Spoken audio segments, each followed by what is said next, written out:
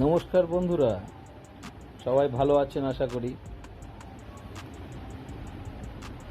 আমি আজকে গুরু পূর্ণিমার দিন সকাল সকাল, আমাদের ছুটি কোর্ট যদিও, এবং আমিও বাড়িতেই আছি। সকাল সকাল একটু মোটামুটি ওই 80-90 কিলোমিটার মতো একটু ড্রাইভ করে এলাম। কিছু ড্রাইভও হলো, হাইওয়েতে ঘোরাও হলো, আর কিছু ভালো মন্দ খাওয়া দাওয়া হলো, এবং একজন গুরুস্থানীয় মানুষের বাড়ি গিয়ে তাকে একটু প্রণাম করেও এলাম।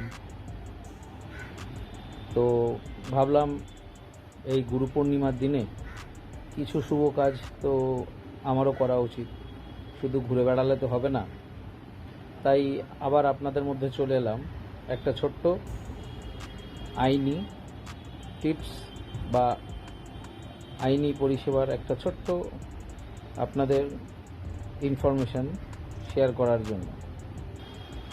গতকাল আমি আপনাদেরকে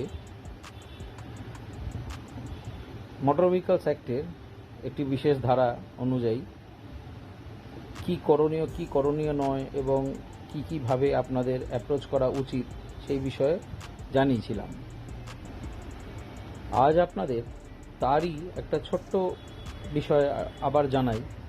হয়তো অনেকে জানেন, তবে অনেকের কাছে আবার এটা অজানাও আছে। মোটর ভেহিকলস অ্যাক্টের বেশ কিছু অ্যামেন্ডমেন্ট হয়েছিল। সেই অ্যামেন্ডমেন্টগুলো 2-3 বছর আগে থেকে সেন্ট্রাল গভর্নমেন্ট কার্যকরী করে।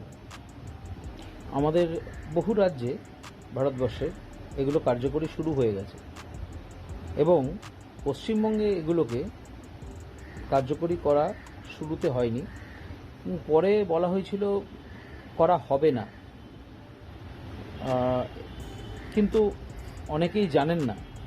আপনাদের একটি বিষয় জানিয়ে দিই, সেটা হলো এই যে পশ্চিমবঙ্গে চালু হবে না, এই চালু হবে না বিষয়টা কিন্তু পার্শিয়ালি কারেক্ট।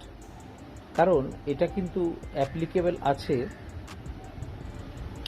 শুধুমাত্র কোর্টে যে কেসগুলো আসে, এবং সেইখান থেকে যে কেসগুলো লোক আদালত বা মূল আদালতেই রফাদফা হয় ফাইন দিয়ে, সেগুলোর ক্ষেত্রে পুরনো যে ফাইনের স্ট্রাকচারগুলো ছিল অলমোস্ট সেগুলোই আছে।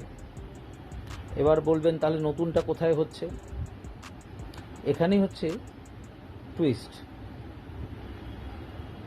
নতুনগুলো পুলিশের যেখানে প্রসিকিউশন হচ্ছে, যেগুলো কমপ্লিটলি পুলিশের নিজের এখতিয়ারের মধ্যে, যেখানে পুলিশ গাড়ি সিজার করে, যেখানে পুলিশ গাড়ির মালিকানা প্রমাণ এবং কাগজপত্রের প্রমাণ সম্পূর্ণরূপে না পেয়ে নির্দিষ্ট আইনের ধারায় গাড়ি সিজ করে সেই গাড়ির ওপর প্রসিকিউশন করছে, সেইগুলোর এখতিয়ার পুলিশেরই একটি এক্সিকিউটিভ ম্যাজিস্ট্রেট র্যাঙ্কের পদাধিকারী, যিনি either deputy commissioner of police or assistant commissioner of police হয়ে থাকেন, তাদের এখতিয়ারে, তাদের তত্ত্বাবধানে এই মামলাগুলির শুনানি হয়, এবং সেখানেই এই ফাইনগুলি জমা হয়। এই ফাইনগুলির ক্ষেত্রে কিন্তু এই নতুন আইন যে অ্যামেন্ডমেন্ট হয়েছে, যে ফাইনগুলো হয়েছে, সেগুলো কিন্তু চালু হয়ে গেছে। তাই খুব সাবধান বন্ধুরা। হয়তো ভাবলেন একটা লাইসেন্স ছাড়া আপনি গাড়ি চালাচ্ছেন, প্রসিকিউশন হলে 500 টাকা, এবং কোর্ট থেকে না ছাড়িয়ে পরে যদি সেটা আপনারা লোক আদালতে ছাড়াতে যান, সেখানে কিছু ডিসকাউন্ট পাবেন।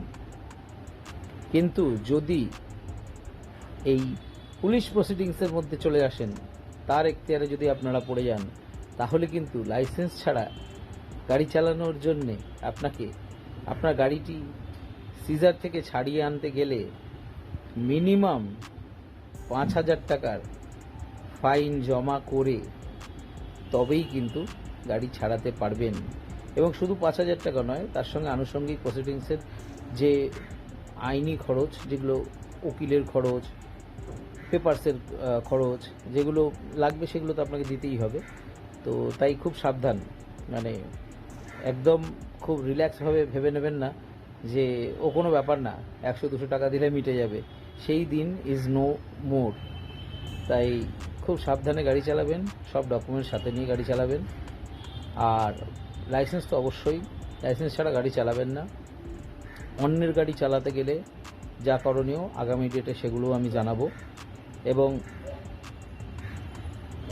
আরও এই ধরনের ইনফরমেটিভ খবরাখবর এবং লিগ্যাল বিভিন্ন বিষয়ে অবগত হতে আমার এই চ্যানেলটিকে ল টক্স উইথ অ্যাডভোকেট আনন্দরূপ ঘোষ ফলো করুন। এবং এখানে আমাকে উৎসাহ দেওয়ার জন্য আপনাদের অনেক অনেক ধন্যবাদ। এবং আগামী দিনে আরও এরকম ভিডিও নিয়ে আসব। সবাই ভালো থাকবেন, সবাই ভালোভাবে গাড়ি চালাবেন, আইন মেনে। দেশের নাগরিক হিসেবে সকল আইনকে সম্মান শ্রদ্ধা জানিয়ে আপনাদের দিন যাপন করুন। ধন্যবাদ।